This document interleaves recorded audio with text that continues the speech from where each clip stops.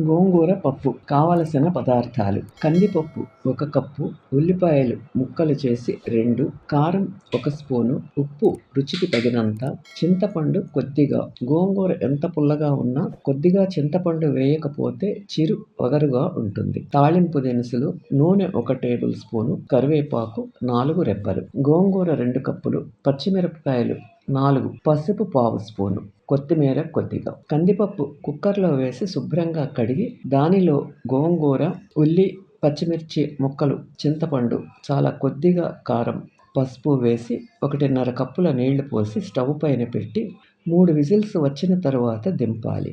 ఆవిరి తగ్గిన తరువాత పప్పు గుత్తితో బాగా కలిపి ఉప్పు కూడా వేసి తాళింపు పెట్టి కొత్తిమీర వేసి దించేయాలి. ఉప్పు, కారం, నూనె అన్నీ కొంచెం ఎక్కువగానే పడతాయి. అయినా ఆరోగ్యరీత్యా రుచిలోనూ కూడా గోంగూర పప్పు ఎంతో రుచిగా ఉంటుంది.